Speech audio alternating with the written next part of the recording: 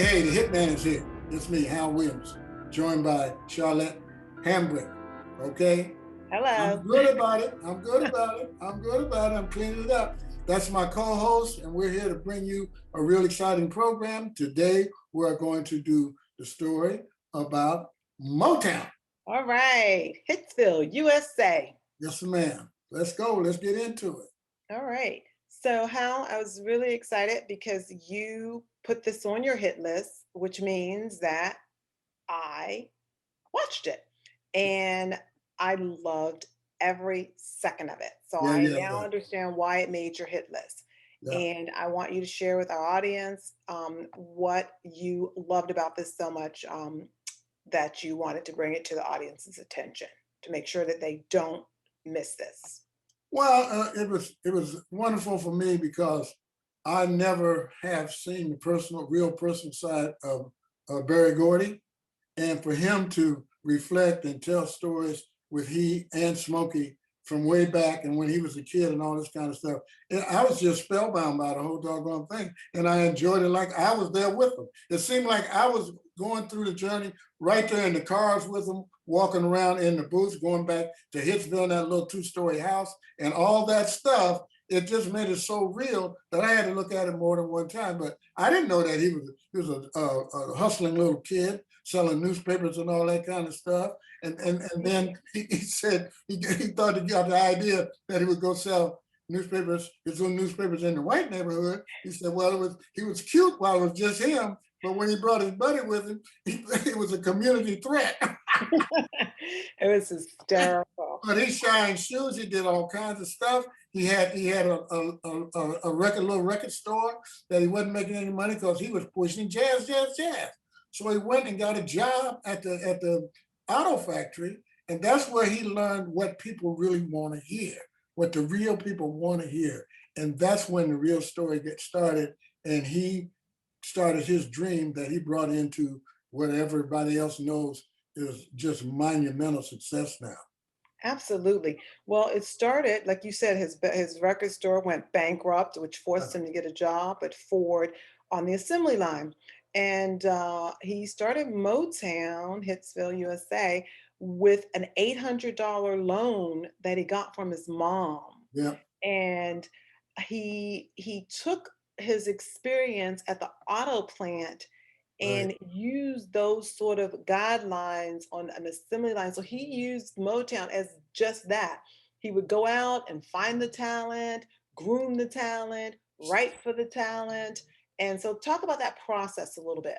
Well, his whole thing was, search and find the talent, sign the talent, and then improve it.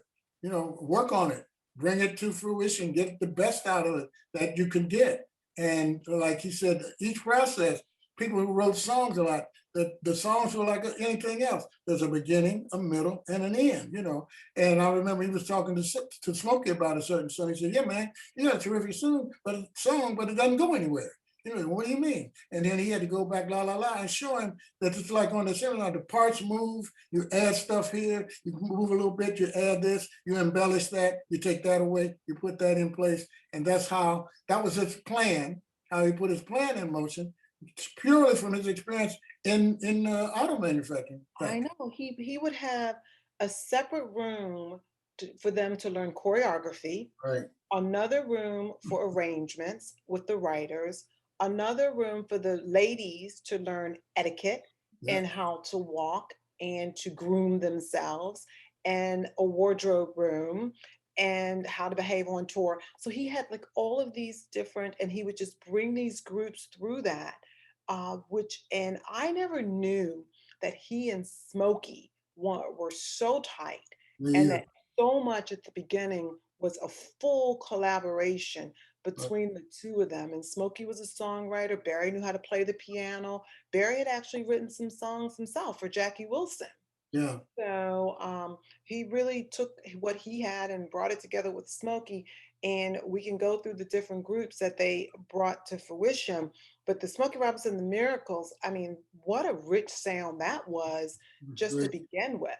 I mean, beautiful songs. And what Barry is, we'll find out, what the audience will find out as we go through some of these groups, he didn't have a problem re-recording a song with a different group. So it may have been somewhat of a hit with Smokey Robinson and the Miracles, but he didn't have a problem having, Diana Ross or somebody else record that very same song, and then it just will become a hit again. Martha and the Vandellas. But you know what astonished me was that all the talent pool that he had, the talent pool that he got, all this top talent that any other company would have been glad to have just one. Barry had 10.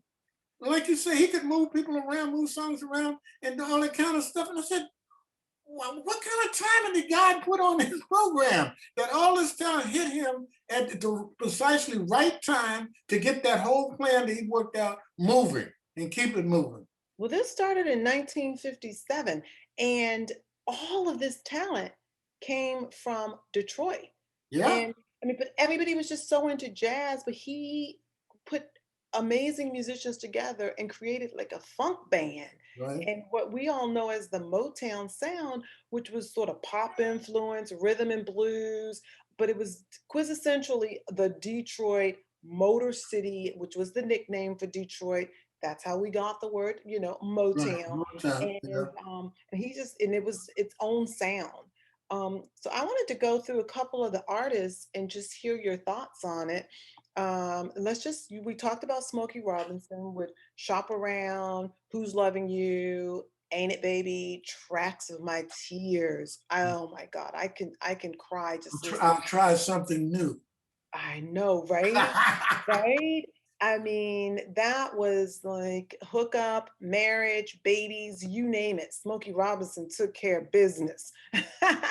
Well, then, he was writing all these songs, and Barry said he gradually saw the positions changing, that he was going up and Barry was going down, and Smoke was writing all these hits. So Making all that money. so, Making some but money. but they worked so well together, and I mean, even when they disagreed, they didn't fight. Exactly. That's what I love. They found a way to make it successful.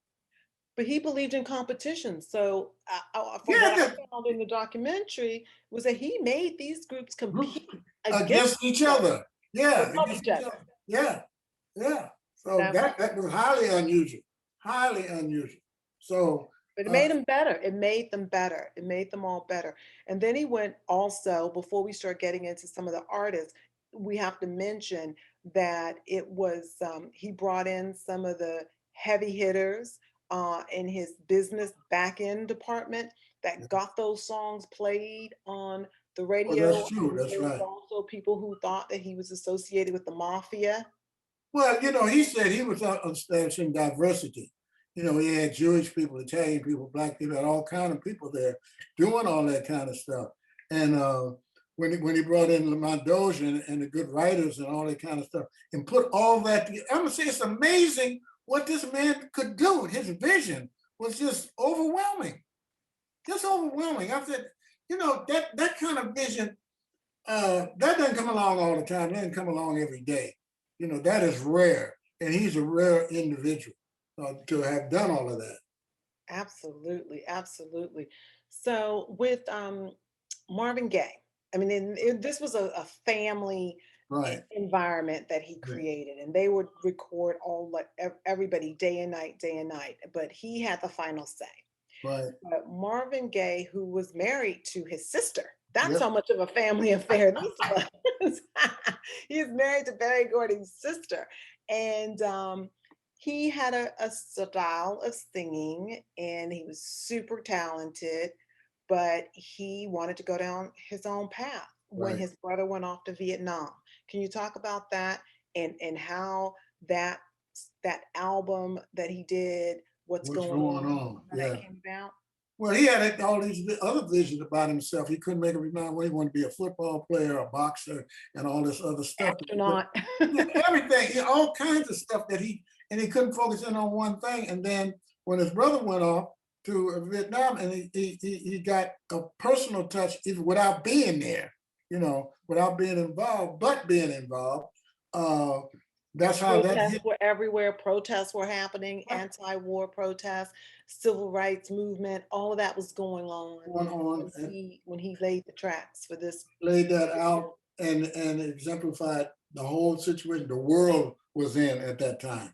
right? It was brilliant. It was brilliant. And there was a one of the choreographers was saying that whenever he didn't want to ever teach Marvin or Smokey Well, they dance. couldn't dance. He said, I'm gonna put the group together and you just stand over there on the side and sing and we'll do the rest, you know. Some And got it, that some was so don't. nice to throw that in there like that, you know. That was really good fun. Not everybody's a dancer, that's for sure. But yeah, so and I guess from what I could tell from the documentary, was that that was the one time Barry really clashed with an artist Right, and strongly did not believe in the direction that they were headed in. And he not only wrote all the songs, he laid all the tracks for right, those yeah, songs. yeah, He laid the right. lead, he laid the second lead, he laid the background, the strings, everything. It was his vision. And it became a huge, huge hit. And it became one of the anthems of the movement. Yeah, yeah. I mean, it became this that whole style that he imposed. I am the final. I'm the boss, you know, and it's my thing, and I think I know what's best for all of us, and he proved that by hitting it on the money in every category that you just pointed out, and made it what it was. Uh, uh, Sometimes I guess they say it's lonely at the top, but sometimes you have to take take the seat and sit in it and do what you think is best for everybody, because that's why you're at the top. So So true, so true. I wanted to talk a little bit about the Temptations and the Four Tops and that sort of competition that was going on with them. And these were serious, serious, hardcore dancers. yeah, And there's a part in the documentary, I don't want to give everything away because I want the audience to watch it, not a but while. they talk about Levi Stubbs and, you know, how strong his voice was and how hard it was to compete. And he had women just fainting and all. Levi had the audience participation. Remember, he was singing and he'd hold the mic out there for them to sing on with him and all that kind of stuff. And he was ahead of his time, you know, in the way he performed the stuff. So it was really great. It was really, really great stuff. And it's so unusual. So it had never been done before. That's what made Motown what it became. Because all these things were new. Nobody had taken these kind of chances before and have them pay off. Cloud Nine, My Yeah, Girl, Ball of Confusion. I mean, and then they also transitioned into, as we'll see, how he was able to convert with the times. So right. when everybody started, you know, the hippie movement and smoking weed, and they started singing about psycho things and so forth, and they went with the times. But we cannot move on to that aspect of it unless we talk about the child prodigy, Stevie Yeah. Wonder. Oh yeah. Stevie Wonder came in there and said, he said, "Oh yeah, they say you can sing." He said, "Yeah, I can sing better than you." He was walking around. He said, "I can sing better than you." And then they took him around to the big piano. He did that to the drums. He did all that stuff, and the bongos and the conga, everything. And he was a wonder. You know, And they then couldn't believe it. They when, could how not about when he believe it. whipped out that harmonica? Oh yeah, pull that out of his pocket and started blowing on that. Yeah, it just, yeah, He crazy. was young. He was so The young. little kid, I mean, leading him around the stage by his hand. Not because he was blind, but because he just was such a young person, not trying prodigy. You know, I mean, come on. That, like I said, there's so much unusual stuff that's that's involved with this documentary that tells this true story and all the things that came about that a lot of people don't know and have never heard about. This That's is what true. intrigued me about it.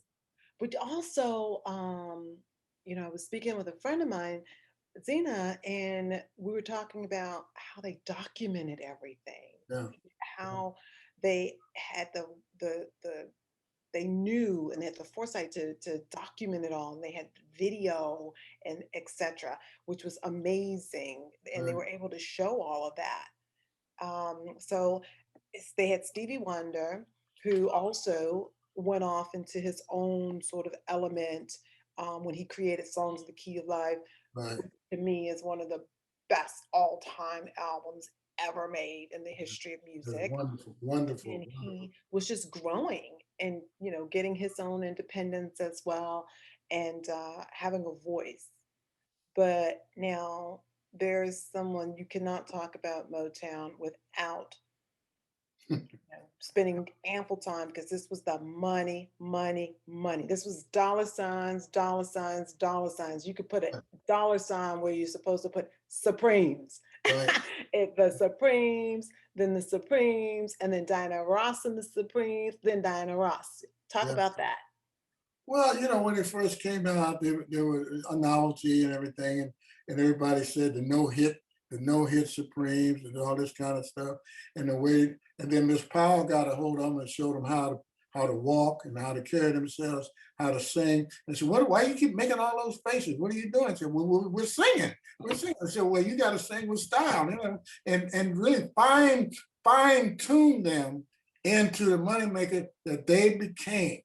And it's just, and the energy that they brought, and everybody going before the queen, even, everybody in the world wanted the Temptation. How many, 14 times on Ed Sullivan's show, all that kind of stuff. Temptations, the Supremes.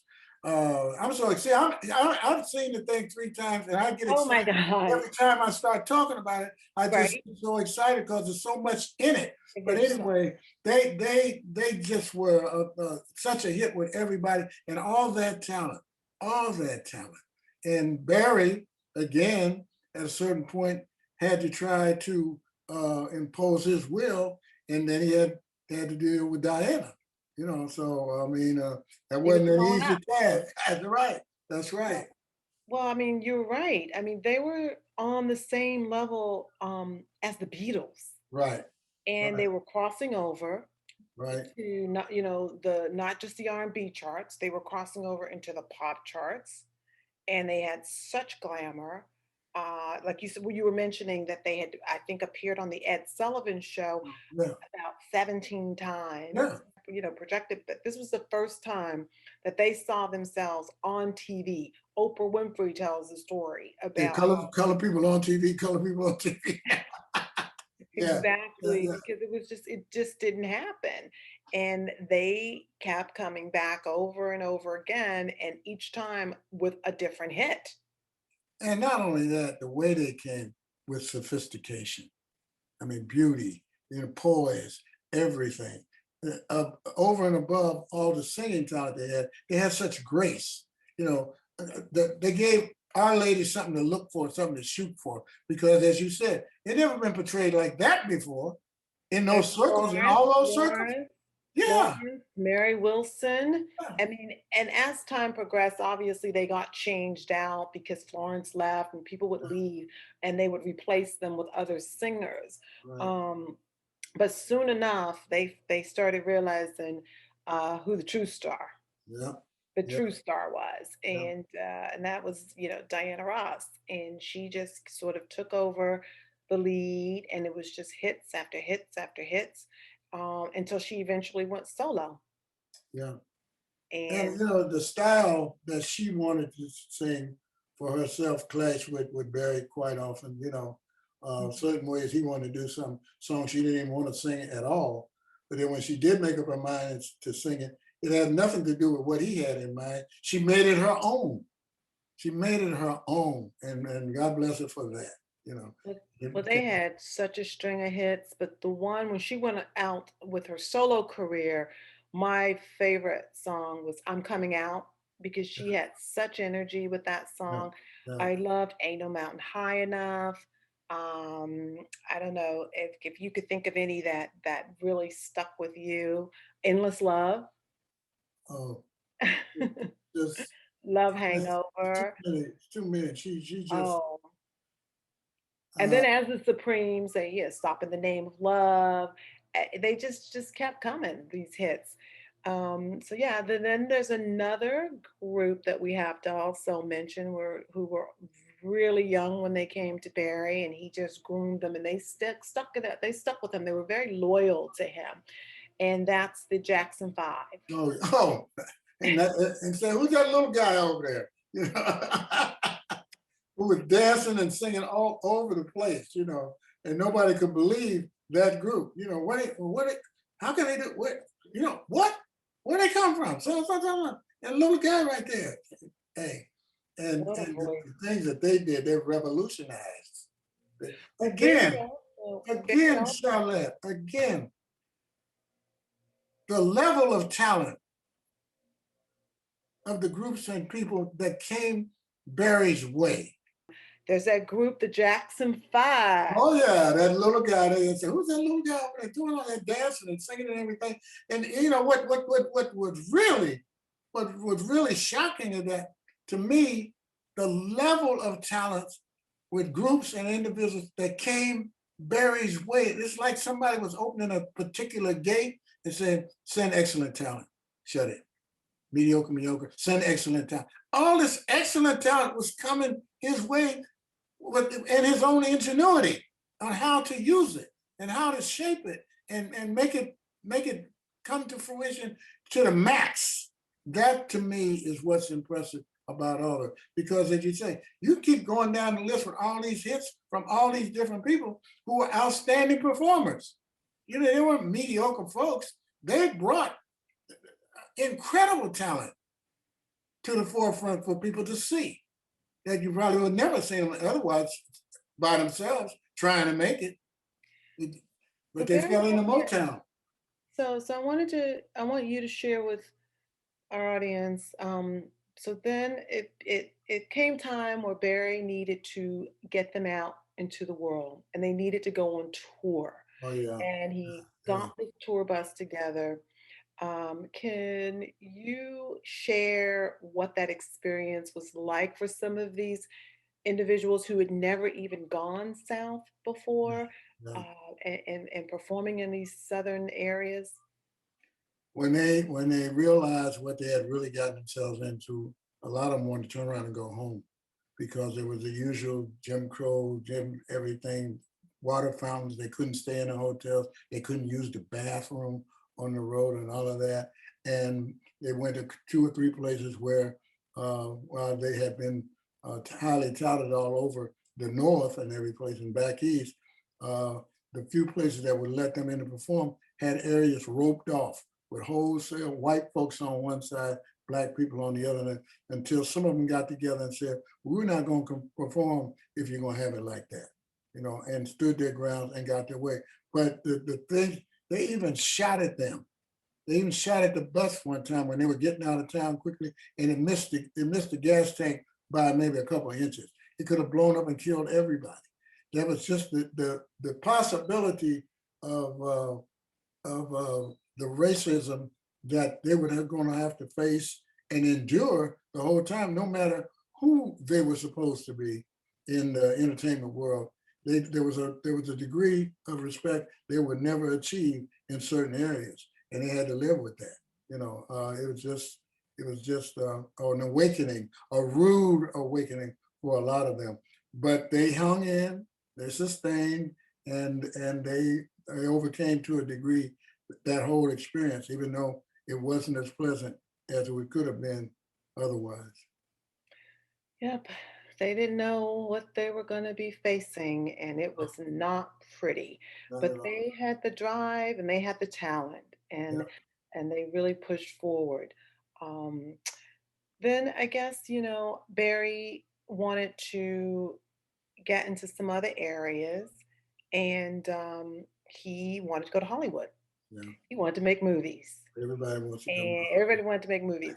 How about tell the story what Smokey did and how he did not want to go to Hollywood. He wanted no part of it. I mean, these are all performers, all from the They Detroit. don't understand the Detroit area, and see, Hollywood has the reputation of being phony, pretentious, and you know, the whole business is let's pretend, let's be somebody we're not, and all that kind of thing, and let's pretend we're somebody when we're not, and all that kind of thing. And that in itself was very much against, again, the vision that Barry had, you know, and especially from key people and one of his very best friends, Smokey Robinson, you know. Smokey was saying that every day he would call him up and he would say, you know, they have earthquakes there. Would you want to go there? Yeah, yeah, It's like they were gonna get swallowed up. And but eventually they all made that move, and Barry started making his movies with Lady Sings the Blues, with Diana Ross playing the role of Billie Holiday, Mahogany, and then The Wiz with Michael yeah, Jackson. yeah, I mean, and Michael Jackson, Hollywood really loved him. I mean, they were making cartoons. doing Michael everything. Jackson started doing his videos, and eventually the Jackson Fives did leave Motown, but it was, you know, a while, and Jermaine never left. But Michael stayed, and Michael actually launched his solo career while he was still at Motown. Right, right. So that was, I thought, really, really intriguing. So, so yes, so I wanted to also, since we were talking about the movies, talk about a little bit about Motown music that had an influence on some of the movies that we all love and became extremely popular, like The Big Chill. Do you remember that film? It had a Uh, lot of Motown songs in it. yeah, yeah, yeah. You Uh, remember? everybody wanted to have that music because the whole country knew, the whole world knew the music. So everybody that was doing a film, regardless of whether it didn't have to be a film of color or a black film, everybody wanted that sound attached to their project because that was going to be an embellishment that was only going to help them be more successful.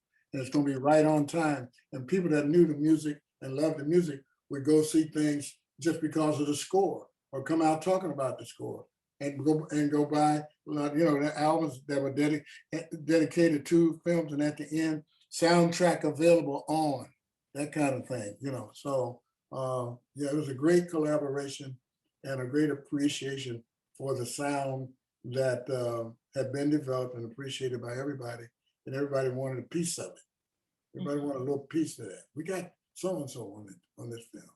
You know, Even I went. recently, even recently, we had a conversation about the Spike Lee film, Oh, the Five Bloods. right? Yeah, yeah. Um, uh, I that was a troubling film for me, not only because of Chadwick and everything, but because it brought back all the things about that time period as we just talked about earlier and everything. Um, but it gave me